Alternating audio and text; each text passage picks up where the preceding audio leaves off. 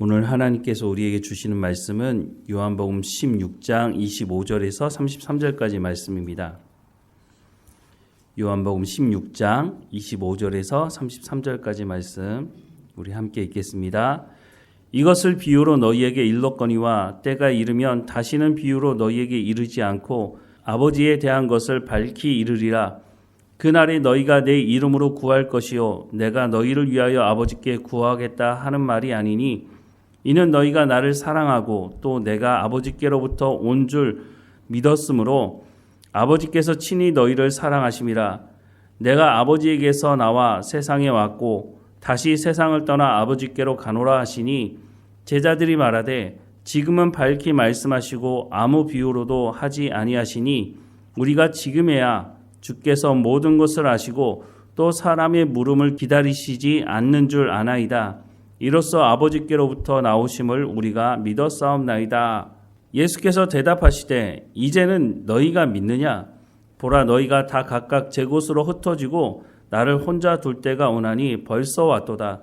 그러나 내가 혼자 있는 것이 아니라 아버지께서 나와 함께 계시느니라. 이것을 너희에게 이르는 것은 너희로 내 안에서 평안을 누리게 하려 함이라.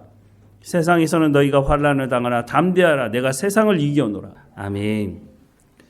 예수님께서 제자들을 3년 동안 가르치셨죠. 하나님께서 말씀하시는 그 말씀을 제자들에게 다 말씀을 해 주셨습니다. 그런데 제자들은 예수님이 전하시는 그 말씀을 제대로 듣지 못했던 것을 우리가 알 수 있죠.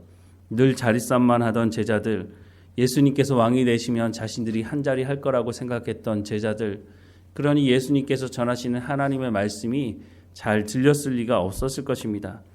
그런데 오늘 본문에 보면 이런 제자들이 갑자기 예수님의 말씀을 깨달아 안 것처럼 얘기를 하고 있습니다. 25절 말씀부터 다시 보면 이것을 비유로 너희에게 일렀거니와 때가 이르면 다시는 비유로 너희에게 이르지 않고 아버지에 대한 것을 밝히 이르리라. 그날에 너희가 내 이름으로 구할 것이요 내가 너희를 위하여 아버지께 구하겠다 하는 말이 아니니 이는 너희가 나를 사랑하고 또 내가 아버지께로부터 온 줄 믿었으므로 아버지께서 친히 너희를 사랑하심이라. 내가 아버지에게서 나와 세상에 왔고 다시 세상을 떠나 아버지께로 가노라 하시니 제자들이 말하되 지금은 밝히 말씀하시고 아무 비유로도 하지 아니하시니 우리가 지금에야 주께서 모든 것을 아시고 또 사람의 물음을 기다리시지 않는 줄 아나이다. 이로써 아버지께로부터 나오심을 우리가 믿었사옵나이다. 라고 말을 하고 있습니다. 조금 전에 봤던 30절 말씀에 보면 제자들이 이제 예수님의 말씀을 깨달아 안 건가? 이런 생각을 하게 됩니다. 그런데 이런 제자들이 그 저녁에 근심했죠. 왜 근심했을까요? 물론 예수님께서 죽으시고 부활하시고 승천하실 것에 대한 말씀을 하신, 그러니까 예수님께서 이제 더 이상 우리와 함께하지 못하는 것에 대한 근심과 걱정일 수도 있지만 제자들이 그 저녁에도 자리싸움하지 않았습니까? 결국은 제자들의 근심이라고 하는 것이 예수님 죽으면 내가 지금까지 예수님을 쫓아온 이유가 뭔데? 예수님이 왕이 되시면 내가 한자리 해야 되는데 우리는 뭐가 되는 거야? 그런 근심이 더 많지 않았을까 하는 생각을 해보게 됩니다. 31절과 32절 말씀에 보면 예수께서 대답하시되 이제는 너희가 믿느냐? 보라 너희가 다 각각 제 곳으로 흩어지고 나를 혼자 둘 때가 오나니 벌써 왔도다. 그러나 내가 혼자 있는 것이 아니라 아버지께서 나와 함께 계시느니라 라고 말씀을 합니다.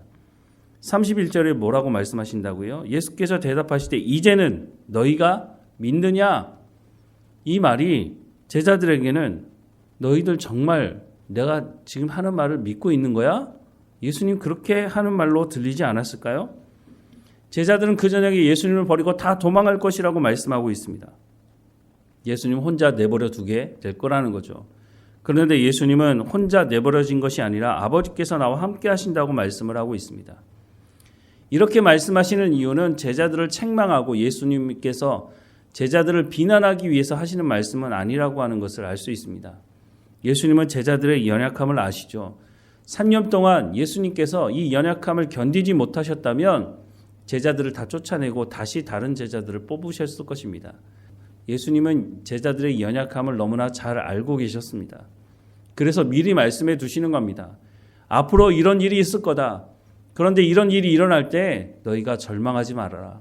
내가 너희의 연약함을 다 알고 있기 때문에 그것 때문에 실망하지 말아라 라고 말씀을 해주고 있는 거죠. 그리고 나서 33절 이렇게 말씀합니다. 이것을 너희에게 이르는 것은 너희로 내 안에서 평안을 누리게 하려 함이라. 세상에서는 너희가 환난을 당하나 담대하라. 내가 세상을 이겨노라 라고 말씀하십니다.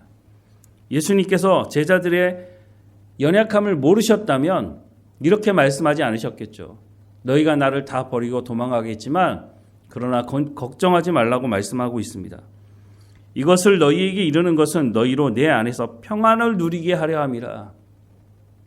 예수님 잡혀가고 난 이후에 제자들이 예수님을 다 버리고 도망가고 나서 자신에 대해서 생각해 볼 때 얼마나 절망스럽겠습니까? 내가 이런 사람밖에 되지 않는구나. 내가 칼을 빼들면서 예수님을 지키겠다고 죽는 데까지 예수님 함께 하겠다고 하는 베드로, 다른 제자들도 마찬가지인 거죠. 모두가 다 내가 이런 정도밖에 되지 않는단 말이야. 내가 그래도 이런 경험들을 하고 여기까지 왔는데 내가 이 정도밖에 되지 않는 사람이라고, 그런 것 때문에 절망하게 되는 거죠. 그때 사탄이 접근하게 되는데 사탄이 그렇게 말하는 거죠. 그래, 너는 그 정도밖에 되지 않아. 네가 뭐 잘났다고 예수님 곁에서 네가 뭘 해보겠다고, 야, 웃기는 소리 하지 마. 너는 그 정도밖에 되지 않는 거야 라고 사탄이 속삭이게 되는 거죠. 그럴 때 많은 사람들이 그 사탄의 말에 속아 넘어가게 됩니다. 그래서 예수님께서 미리 말씀하신 겁니다. 내가 너희의 연약함을 아니까 그럴 때 사탄이 너희를 속일 때에 그런 말에 속아 넘어가지 말라는 것입니다. 하나님은 우리를 하나님의 형상을 따라 창조했다고 말씀하고 있습니다. 우리의 연약함을 하나님 아신다고 말씀하시죠. 예수님이 이 땅에 오신 목적 자체가 우리의 연약함이 있기 때문에 예수님이 이 땅에 오신 것입니다. 우리 스스로 우리가 죄의 문제를 해결할 수 있다면 예수님이 이 땅에 오실 이유가 없는 것이죠. 우리가 열심히 노력하고 선을 행함으로 구원받을 수 있다면 예수님께서 이 땅에 오실 이유가 없는 것입니다. 그것으로는 우리가 구원받을 수 없고 우리의 죄의 문제를 해결할 수 없다는 것을 하나님께서, 예수님께서 너무나 잘 알고 계신다는 겁니다. 그래서 예수님께서 이 땅에 오신 것이고, 예수님께서 이제 십자가의 죽음 앞에서 제자들에게 근심하고 걱정하지 말라는 것은 바로 이런 내용을 말씀해 주고 있다고 하는 것입니다. 예수님께서 사역을 시작하시기 전에 사탄에게 시험을 받지 않습니까? 그때 사탄이 이런 거짓말을 합니다. 마태복음 4장 8절에서 10절 말씀해 보면, 마귀가 또 그를 데리고 지극히 높은 산으로 가서 천하 만국과 그 영광을 보여 이르되, 만일 내게 엎드려 경배하면 이 모든 것을 내게 주리라. 이에 예수께서 말씀하시되, 사탄아 물러가라. 기록되었을 때 주 너희 하나님께 경배하고 다만 그를 섬기라 하였느니라 라고 말씀하고 있습니다. 사탄이 뭐라고 말했다고요? 나한테 절하면 이 천하 만국의 모든 것을 내게 주겠다라고 말을 했다는 겁니다. 그런데 성경 어디에 하나님께서 사탄에게 세상의 모든 권세를 넘겨주셨다고 말씀하신 적 있습니까? 여러분 보신 적 있나요? 저는 본 적이 없거든요. 하나님께서 사탄에게 이 세상 권세를 넘겨준 적이 없다는 겁니다. 그런데 사탄은 거짓말하는 거죠. 물론 사탄이 영적인 존재이기 때문에 사람들에게 그렇게 말하면 사람들이 속아 넘어갈 수는 있습니다. 하지만 예수님, 말씀이신 예수님을 사탄이 이렇게 말한다고 예수님이 속아 넘어가지 않으시는 거죠. 예수님 분명히 뭐라고 말씀합니까? 주 너희 하나님께 경배하고 다만 그를 섬기라. 사탄은 경배의 대상이 아니라고 하는 것입니다. 사탄은 자기 스스로 이 모든 권세를 만들어낼 수 있는 존재가 아니라고 하는 것입니다. 예수님께서 말씀하셨던 것처럼 사탄이 우리를 속일 때에 우리가 하나님의 말씀 앞에 담대하게 서서 하나님이 나를 사랑하셔서 예수님을 이 땅에 보내셨고 그 예수 그리스도를 믿는 자들마다 하나님께서 구원하시겠다고 약속하셨는데 네가 뭔데 나한테 구원을 받느니 맞느니, 내 약점을 그렇게 끄집어내서, 물론 약점이 있죠. 사탄이 약점에 대해서, 내 약점에 대해서 너무나 잘 알고 있죠. 하지만 그것도 예수님께서 포함해서 나를 사랑하신다고 말씀하고 있다고 하는 것입니다. 33절 말씀을 다시 보면, 이것을 너희에게 이르는 것은 너희로 내 안에서 평안을 누리게 하려 함이라. 세상에서는 너희가 환난을 당하나 담대하라. 내가 세상을 이겨노라.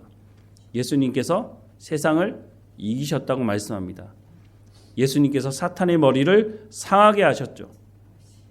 그래서 우리에게 뭐라고요? 내 안에서 평안을 누리게 하기 위해서 내가 너희에게 미리 말해둔 것이다 라고 말씀을 하고 있다고 하는 것입니다. 오늘 우리도 마찬가지입니다. 우리의 연약함이 있죠. 그 연약함 때문에 우리가 절망하기도 하고 우리 마음 가운데 실망하기도 하죠. 그런데 예수님께서 뭐라고 말씀하셨다고요? 이것을 너희 이루는 것은 너희로 내 안에서 평안을 누리게 하려 합니다. 내가 세상을 이기었다. 걱정하지 말아라. 물론 우리가 그렇구나. 내가 무슨 짓을 해도 다 용서하시는구나. 그렇게 하고 살아가면 안 되겠죠. 그런 이단이 있습니다. 구원파 이단 중에 한 이단이 당신은 구원받았으니까 이제부터 무슨 죄를 져도 다 구원받을 거라고. 그 거짓말이죠. 분명히 죄가 있을 때는 그 죄를 하나님 앞에 나가서 용서받아야 됩니다. 우리가 회개해야 합니다.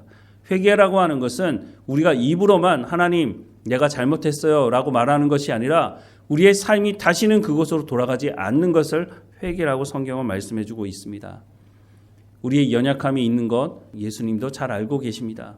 그때 우리의 연약함을 고백하고 우리 가운데 성령의 충만함을 허락해 달라고 우리가 하나님의 말씀대로 순종하며 살아가며 우리가 주님 주시는 그 평안 가운데 살아갈 수 있도록 인도해 달라고 우리가 기도하며 하나님 말씀에 순종하며 살아갈 때에 우리가 예수님께서 말씀하시는 이 말씀에 참 기쁨과 감사를 누리며 평안을 누리며 살아갈 수가 있다고 하는 것을 말씀해 주고 있는 것입니다. 이제 곧 예수님께서 십자가에 못 박혀 죽으실 것이고 제자들은 흩어지게 될 것입니다. 베드로는 예수님을 3번 부인하고 닭이 울 때에 밖에 나가서 통곡하며 울었다고 말씀하고 있습니다. 우리가 그런 존재라고 하는 것을 잊지 말아야 합니다. 때로는 우리가 열심히 신앙생활을 하다가 우리가 교만에 빠질 때가 있습니다. 그러지 않도록 우리의 연약함을 우리가 다시 한번 되돌아보면서 하나님 내가 이런 사람입니다. 하나님의 은혜 없이는 내가 단 하루도 온전히 살아갈 수 없습니다. 하나님 내 가운데 날마다 주님 주시는 은혜 가운데 성령의 충만한 가운데 살아가게 해달라고 겸손하게 신앙생활하는 우리 모두가 되기를 주님의 이름으로 축원합니다. 기도하겠습니다. 사랑하는 하나님, 우리의 연약함을 하나님 앞에 고백합니다. 우리가 결단해 보기도 하고 열심히 노력해 보기도 하지만 우리의 힘과 능력으로는 하나님께서 말씀하시는 그리스도의 장성한 분량에 이룰 수 없음을 고백합니다. 우리를 불쌍히 여겨주시고 예수님 앞에서 예수님을 버리지 않고 끝까지 쫓아가겠다고 고백했던 제자들이 얼마나 허망하게 예수님을 배신하고 도망갔는지를 다시 한번 보게 하셔서 우리의 연약함이 또한 그곳에 있다는 것을 기억하게 하셔서 날마다 하나님의 은혜 없이는 우리가 온전히 살아갈 수 없다고 하나님께 은혜를 구하며 성령의 충만함을 구하며 하나님 앞에 겸손하게 살아가는 우리의 삶이 될 수 있도록 은혜를 허락해 주옵소서. 그래서 우리를 구원하신 그 구원의 감격을 잃어버리지 않게 하시고 늘 감사하는 마음으로 살아갈 수 있도록 우리의 삶을 주관하시고 인도해 주옵소서. 우리의 이 삶을 통해서 우리의 주변 사람들에게 하나님이 어떤 분이신지를 하나님의 영광을 드러내는 통로의 역할을 감당할 수 있도록 인도해 주시고 우리의 자녀들에게도 우리가 어떻게 신앙의 삶을 살아가는지를 보이게 하셔서 그들도 우리가 가진 그 믿음보다 갑절의 믿음을 가지고 하나님께 나아가며 하나님의 말씀을 듣고 순종하는 삶을 살아갈 수 있도록 그래서 나를 먼저 부르신 하나님께서 믿음의 가문을 이루어갈 수 있도록 하나님께서 인도해 주옵소서.